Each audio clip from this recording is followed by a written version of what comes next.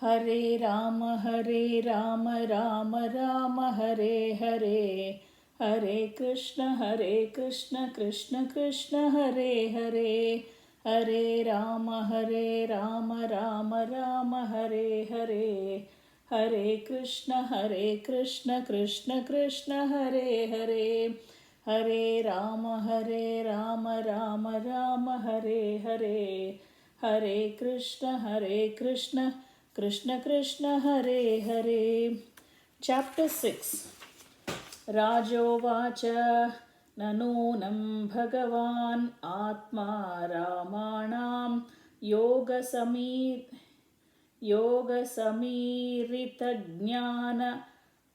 Jnanava Bharjita Karma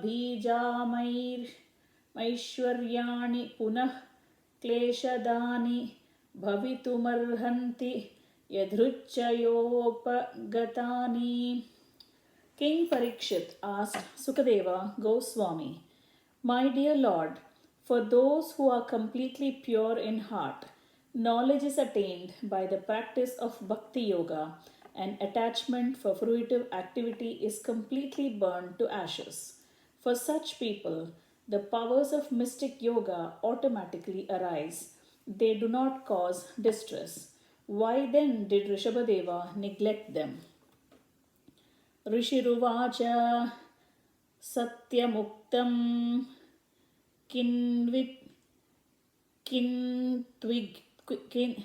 Kintviha Vayekena Manasodha Vishrambha Manavastanasya Shatakirata Iva Sangachante. Srila Sukadeva Goswami replied, My dear king, you have spoken correctly. However, after capturing animals, a cunning hunter does not put faith in them, for they might run away. Similarly, those who are advanced in spiritual life do not put faith in mind. Indeed, they always remain vigilant and watch the mind's actions. Tata choktam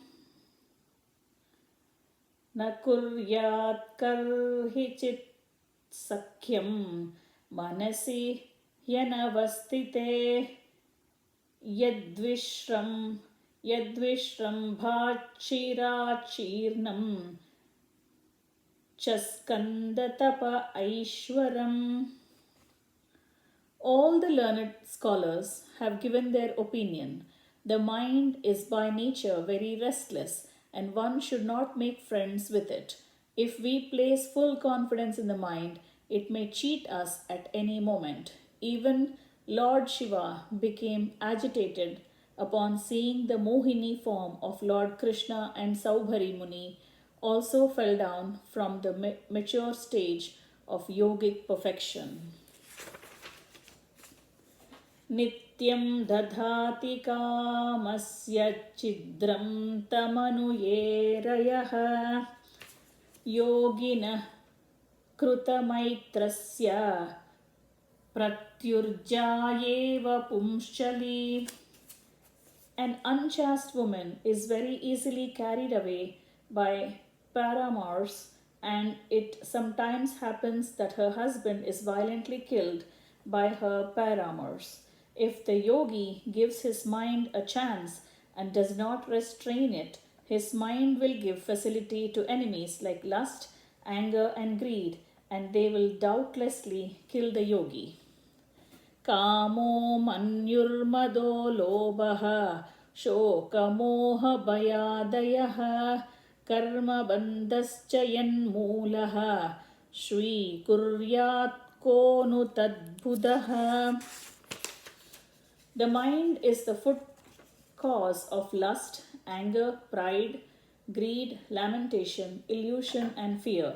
Combined, these constitute bondage to fruitive activity. What learned men would put faith in the mind? Ataiva makila lokapala lalamopi vilakshanai jada vadavadhuta वेशभाषाचरितैर्विलक्षित भगवत्प्रभावो योगिनां साम्पराय विधिमनुशिक्षयन् स्वकलेवरं जिहासुरात्मन्यात्मानमसंख्यवहित मनर्तान्तरभावेनान्वीक्षमाणा उपरतानुवृत्तिरुपरराम. Lord Rishabhadeva was the head of all kings and emperors within this universe, but assuming the dress and language of an avaduta, he acted as if dull and materially bound. Consequently, no one could observe his divine opulence. He adopted this behavior just to teach yogis how to give up the body. Nonetheless, he maintained his original position as a planetary expansion of Lord Vasudeva, Krishna. Remaining always in that state, he gave up his pastimes as Lord Rishabhadeva within the material world. If, following in the footsteps of Lord Rishabhadeva, one can give up his subtle body, there is no chance that one will accept a material body again. तस्य हावा एवं मुक्तलिङ्गस्य भगवता ऋषभस्य योगमाया वासनया देह इमां जगतीमभिमानाभासेन संक्रममाणः कोङ्कवेङ्ककुटकान् कर्णाटकान् देशान् यदृच्छयोपगतः कुटकाचलोपवन आस्य कृताश्म कवल उन्माद इव मुक्तमूर्धजो संवीत एव विचचार.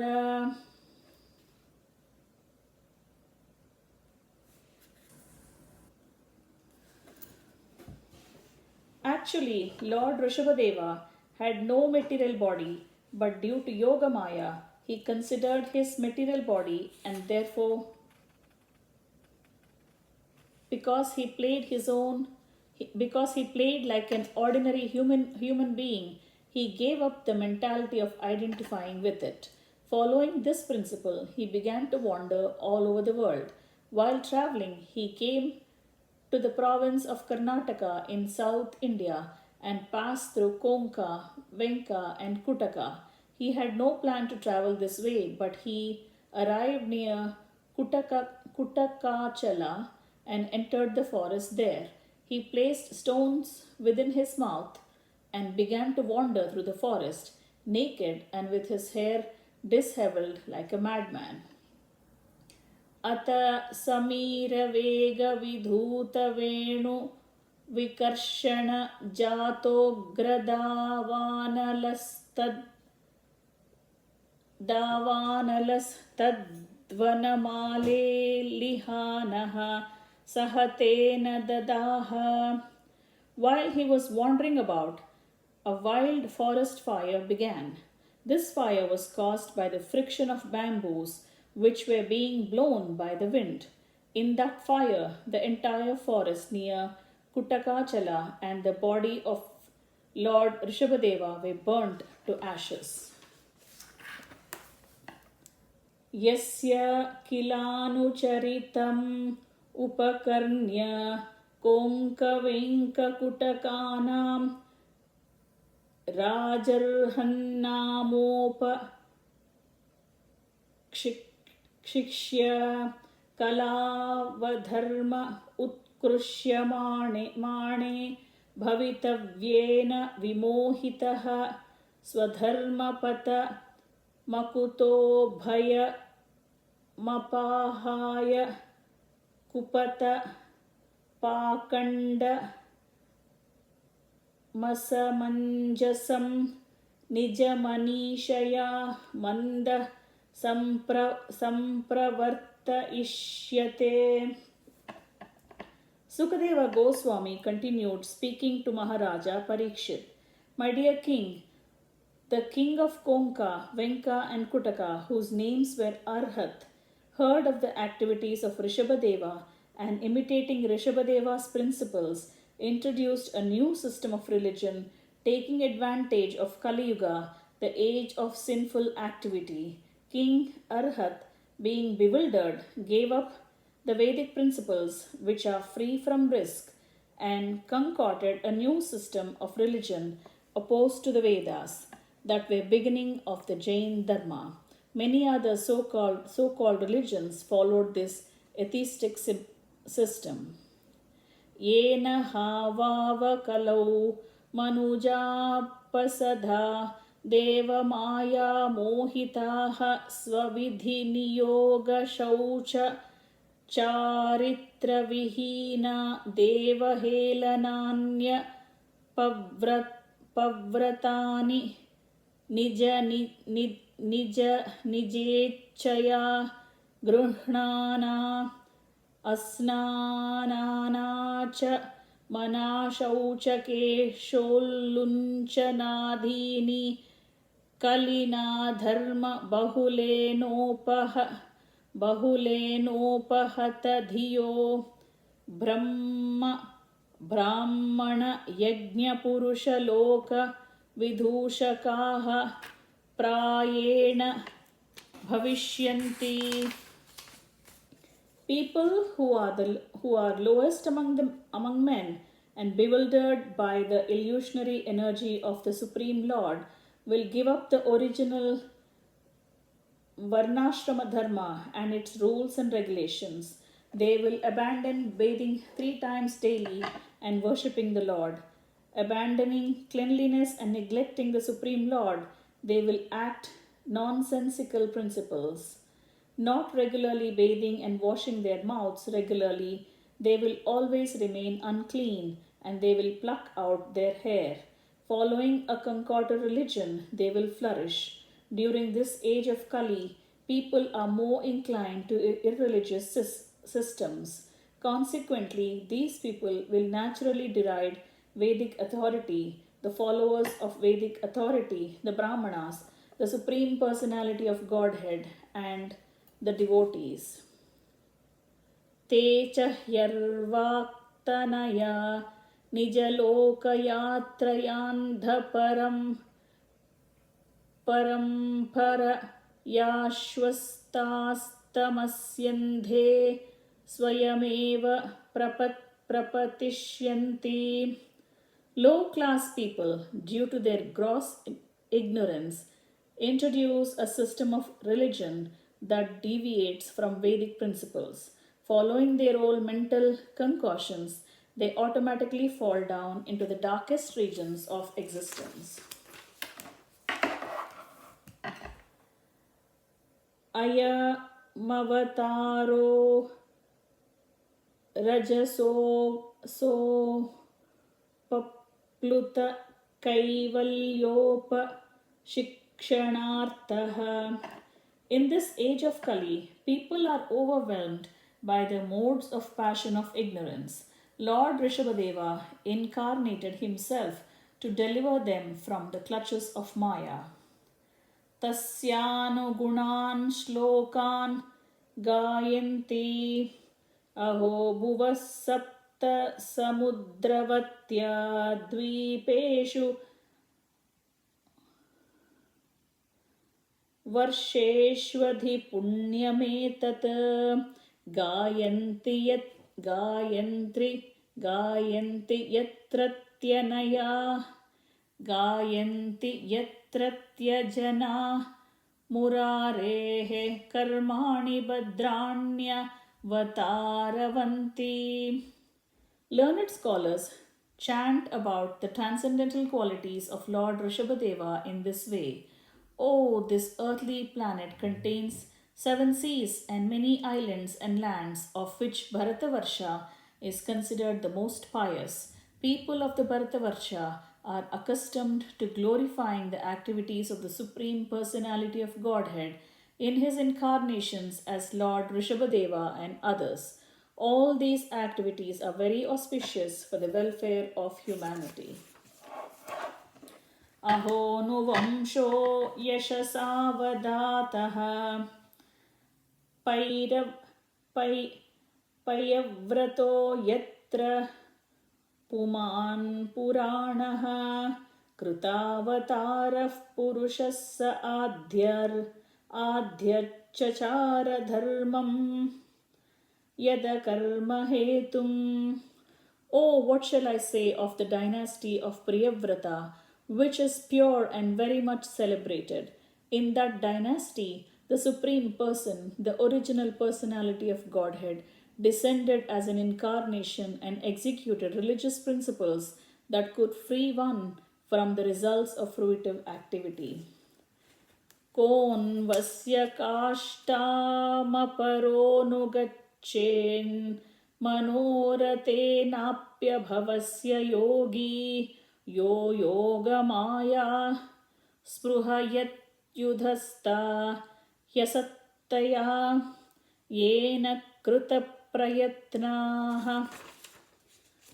Who is that mystic yogi who can follow the examples of Lord Rishabhadeva even with his mind? Lord Rishabhadeva rejected all kinds of yogic perfection which other yogis hanker to attain. Who is that yogi who can compare to Lord Rishabhadeva? Itihasma sakala veda loka deva brahmana gavam paramaguror bhagavata Rishabhakyasya vishuddhacharitamiiritam pumsam samasta dushcharitabhiharanam paramamaham angalayanamida manushraddhayopa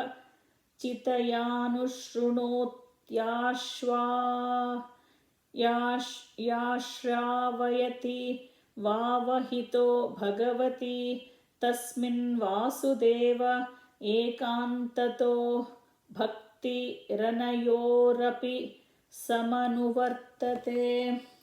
Sukadeva Goswami continued, Lord Rishabhadeva is the master of all Vedic knowledge, human beings, demigods, cows, and brahmanas. I have already explained his pure transcendental activities, which will vanish the sinful activities of all living entities. This narration of Lord Rishabhadeva's pastimes is the reservoir of all auspicious things. Whoever attentively hears or speaks of them, following the footsteps of Acharyas, will certainly attain unalloyed devotional service at the lotus feet of Lord Vasudeva, the Supreme Personality of Godhead. Yasyameva kavaya atmanamaviratam vivida vrujina samsara paritapopatapyamana manusavanam snapa yantastayaiva paraya nirvrutya hyapavargamatyantikam paramapurusharthamapi swayamasadhitam no evadhriyante bhagavadhiyatvenaiva pari samapta sarvarthaha.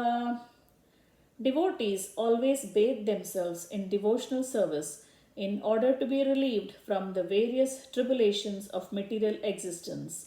By doing this, the devotees enjoy supreme bliss and liberation personified comes to serve. Supreme bliss and liberation personified comes to serve them. Nonetheless, devotees always bathe themselves in the devotional service in order to be relieved from the various tribulations of material existence. By doing this, the devotees enjoy supreme bliss and liberation personified comes to serve them. Nonetheless, they do not accept that service. even if it is offered by the Supreme Personality of Godhead Himself.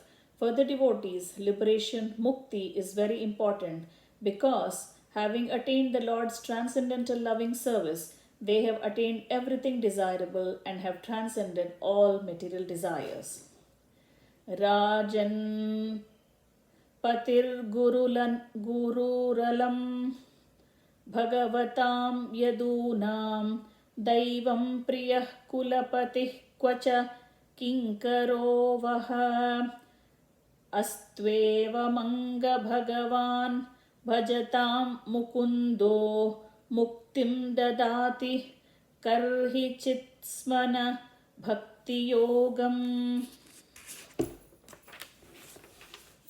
Sukadeva Goswami continued, My dear king, the Supreme Person Mukunda is actually the maintainer of all the members of the Pandava and Yadu dynasties. He is your spiritual master, worshipable deity, friend, and the dictator of your activities. To say nothing of this, he sometimes serves your family as a messenger or a servant. This means he worked just as ordinary servants do, thus engaged in getting the Lord's favor, attain liberation. Those engaged in getting the Lord's favor attain liberation from the Lord very easily, but he does not very easily give the opportunity to render direct service unto him. Nityanubhuta nijalabha nivrutta trishnaha shreyasya tadhrachanaya chirasupta buddhehe lokasya yah karunaya bhaya matmalokam akyan namo bhagavate Rishabhaya tasmai. The Supreme Personality of Godhead, Lord Rishabhadeva, was fully aware of his true identity. Therefore, he was self-sufficient and did not desire external gratification. There was no need for him to aspire for success, since he was complete in himself. Those who unnecessarily engage in bodily conceptions and create an atmosphere of materialism are always ignorant of their real self-interest. Out of his causeless mercy, Lord Rishabhadeva taught the self's real identity and the goal of life. We therefore offer our respectful obeisances unto the Lord, who appeared as Lord Rishabhadeva. Thus ends the chapter entitled The Activities of Lord Rishabhadeva. Hare Rama, Rama Rama, Hare Hare. Hare Krishna, Krishna Krishna, Hare Hare. Hare Rama, Rama Rama, Hare Hare. Hare Krishna, Krishna Krishna, Hare Hare. Hare Rama, Rama Rama, Hare Hare. Hare Krishna, Krishna Krishna, Hare Hare.